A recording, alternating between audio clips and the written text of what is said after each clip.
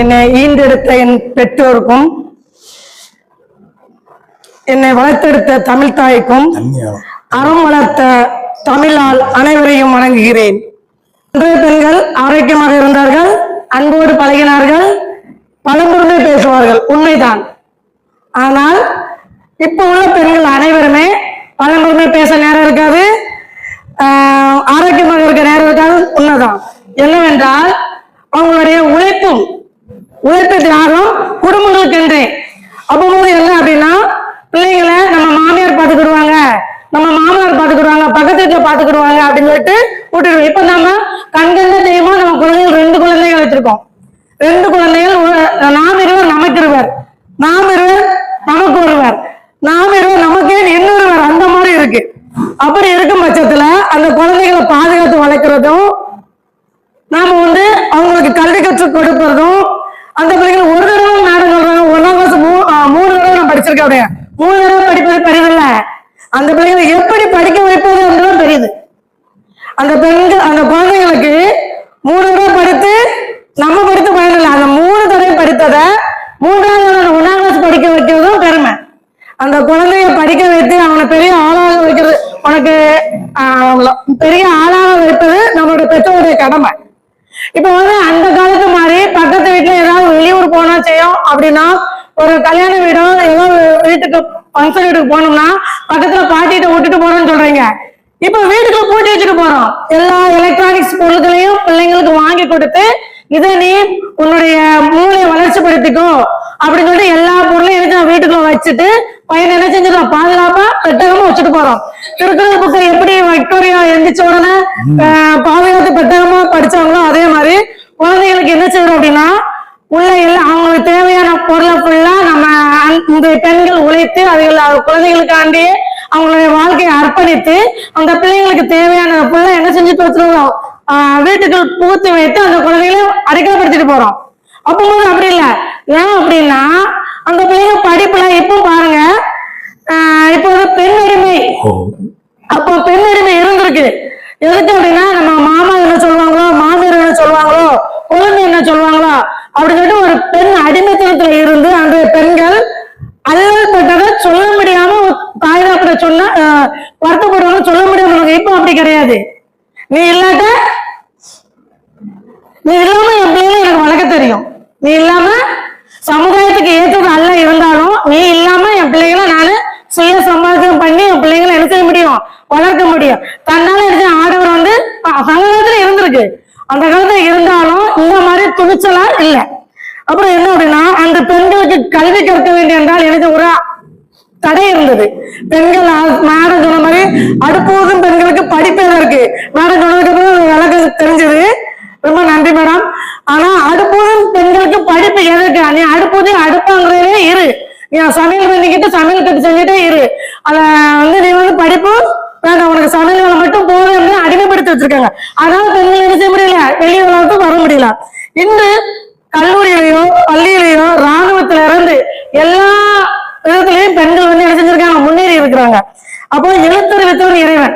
அதாவது என்ன அப்படின்னா, இப்ப டெக்னாலஜி ரொம்ப தொழில்நுட்ப கருவி இருக்கிறதுனால பெண்கள் பயன்படுத்த தெரியாத கருவிகள் இல்லை, பெண்கள் பயன்படுத்தாத பொருளும் இல்லை. அதனால பெண்கள் அதன் மூலமா அதிகமா இன்றைய பெண்கள் வளர்ச்சி வந்திருக்காங்க. இப்போ போய் உங்களோட அன்றைய பெண்கள்கிட்ட போய் லேப்டாப்பை கொடுத்து இல்லாட்டா அதாவது ஒரு ஆசை உருவாக்குனா உருவாக்க முடியுமா? குத்துவோம். அதுக்கெல்லாம் மாற்று கருவிகளாக தான் நாங்க மிக்சி, கிரைண்டர், ரெஃப்ரிஜரேட்டர் அப்படின்னு நாங்க வாங்கி வச்சுக்கிறோம். எங்களுடைய உடல் உழைப்பை அகற்றி மூளை உழைப்பை நாங்க பயன்படுத்திக்கிட்டு இருக்கிறோம்.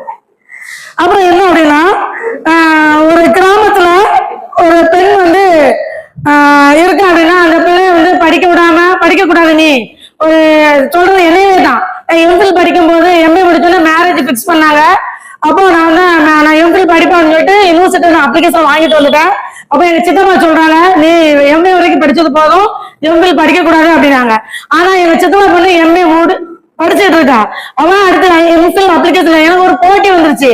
அப்போ உங்க பொண்ணு மட்டும் அந்த நேரத்தில் எனக்கு குடும்பம் இப்படி பிரிவினை ஆகும் அப்படிங்கிற அந்த நிலைமை, உங்க பொண்ணு மட்டும் எம்ஏ படிச்சு முடிச்சு எம்பில் வாங்கியிருக்கா, நான் மட்டும் ஏன் படிக்க கூடாது அப்படின்னு நான் கேட்டேன். அப்ப எங்க அப்பாவுக்கும் சித்தப்பாவுக்கும் கொஞ்சம் இதாயிடுச்சு. ஐயோ நம்மளால அந்த பகை ஆயிட்டோம்னு சொல்லிட்டு திருப்பி எங்க சித்தப்பா சொன்னதுக்கு அப்புறம் நான் வந்து அந்த படிப்பை எம்பில் ஸ்டாப் பண்ணிட்டேன்.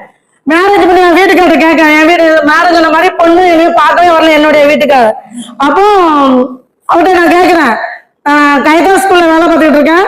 அப்போது லேண்ட்லைன் போன்ல பேசுறாங்க, நான் என்னைய படிக்க வைத்தாதான் நான் வந்து திருமணம் பண்ணுவேன். நான் ஒரு கொஸ்டின், என்னை படிக்க வைத்தாதான், அந்த மேல் படிப்பு படிக்க வைத்தாதான் நான் திருமணம் பண்ணுவேன், இல்லாட்ட எனக்கு திருமணம் வேண்டாம் அப்படின்னு சொல்லிட்டேன். அப்ப நீ என்ன படிக்க போறீங்கன்னா எம்பில் படிக்கணும் அப்படின்னு சொன்னோன்னா அவங்க வந்து என்ன சொன்னாங்க, அவங்க வச்சுட்டாங்க. மேரேஜுக்கு அப்புறம் எம்பில் படிக்கணும் அவங்களுக்கே ஆசை வந்துருச்சு. யூனிவர்சிட்டி டிஸ்டிங்ஷன், அப்ப நீ பிஹெச்டி பண்ணு, பிஎட் பண்ணு. அவங்களே வந்து என்னுடைய கணவரை வந்து ஆர்வப்பட்டு நம்மளுடைய சூழ்நிலைக்கு தகுந்தவரை நம்மளை என்ன செஞ்சுக்கிட்டாங்க, குடும்பத்தார அர்ப்பணிச்சுக்கிட்டாங்க. அப்ப நான் என்ன பண்ணுவேன், இந்த பெண்கள் வந்து நம்ம காரியம் முடியாத வரைக்கும் கல்லையும் காலை பிடிக்காத மாதிரி நம்ம என்ன செஞ்சுக்கணும், படிச்சுக்கணும். நானும் படித்தும் முடிச்சுக்கிட்டேன். என்னுடைய குழந்தைகளும் என் மாமா மாமியாரும் அருமையா பார்த்தேன். இப்பவும் பிள்ளைங்க 2 பிள்ளைங்களும் தொழில்நுட்பம், ஒருத்தன் பயோமெடிக்கல் படிக்கிறான், ஒருத்தன் இன்ஜினியரிங் படிக்கிறான்.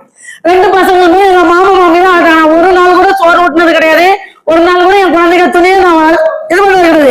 என்ன அப்படின்னா, இன்றைய பெண்கள் வந்து அர்ப்பணிப்போடு இருக்கணும். நம்ம எப்படி அம்மா அப்பாவை கவனிக்கமோ அதே மாதிரி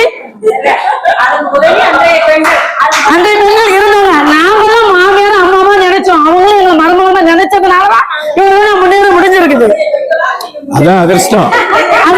இன்றைய பெண்கள் நான் அப்படி இல்லை அப்படின்ட்டு நான் வீட்டுல இருந்து பெண்கள் குழந்தைய கூட்டு வந்து நான் அப்படி நீங்களே வச்சுக்கோன்னு சொல்லிட்டு என்ன பண்ண முடியும்? நான் வீட்டுல வந்து பெட்டியில வச்சு என் குழந்தைய கொண்டு வந்தேன், உங்க குழந்தை வச்சுட்டு போங்க அப்படின்னு என்ன பண்ண முடியும்?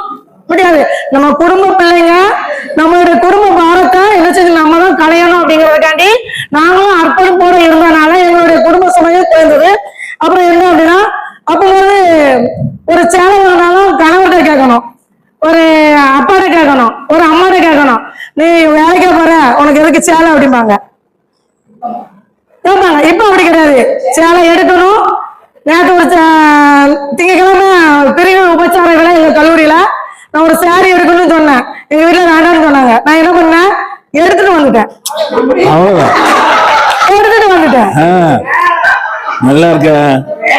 எடுத்து வேண்டாம்னு சொல்லுவாங்க, வேண்டாம்னு முதல்ல சொல்லிட்டாங்க. இது திருப்பி கேட்டு என்ன பண்ணுவாங்க, வீட்டுல சண்டை வரும். வேண்டாம், நம்ம இன்றைய பெண்கள் எப்படி இருக்கணும், சேலை எடுத்துட்டு போய் நாங்களும் அதிர்ஷ்டம் எடுத்துட்டு போய் நல்லா இருக்க சாரி அப்படின்னு கேட்டேன். அழகா இருக்கு அப்படின்ட்டாரு. அப்போ சாரி அழகா இருக்குன்னு அவருக்கு பிடிச்ச கலர் நம்ம எடுத்துட்டு போயிட்டா கொஞ்சம் மகிழ்ச்சியா இருப்பாங்க. அதனால அதிர்ஷ்டம் என்ன பண்ணிட்டேன், கையில கம்பளம் வச்சிருந்தீங்களா? கம்பளம் ஒண்ணு கிடையாது, அந்த 1000 பரிமாற்றமே கிடையாது. ஆனாலும் நம்ம வீட்டுக்காருக்கு ஏந்தபடி நம்ம இருந்தோம்னா நம்மளுக்கு வந்து சம்மதம் கிடைக்கும் அப்படிங்கிற அந்த ஒரு அடிப்படையில அந்த சாரி எடுத்து இன்னைக்கு போய் இந்த சாரி தைக்க போட்டாச்சு அப்படின்னு கேட்டாங்க. அப்ப வந்து 2 டெய்லர்களே பார்த்தேன், இல்ல ஒண்ணு நாங்க தச்சு வாங்கிட்டு வரோம்னு வாங்கிட்டு போயிட்டாங்க. அப்ப நாங்க இன்றைய பெண்கள் அதிர்ஷ்டசாலி. அப்ப அன்றைய பெண்கள் என்ன பண்ணுவாங்க, ஒரு சாரி எடுக்க முடியாது. அவங்க அம்மா அப்பா பார்க்க போனாலும் கூட ஏங்க மாமா அத்தான் சொல்லுவாங்க, அத்தான் சொல்லு மச்சான் தான் சொல்லுவாங்க. பிரபுலாம் இந்த காலம், பிரபு அத்தான் இந்த காலம், மாமா ஏங்க அப்படி சொல்லுவாங்க. அந்த மாதிரி ஒரு சாரி பிராணநாதம் அந்த காலம் கிடையாது. காரியம் முடிந்த வரைக்கும் பிராணநாதம் அப்படிம்பாங்க.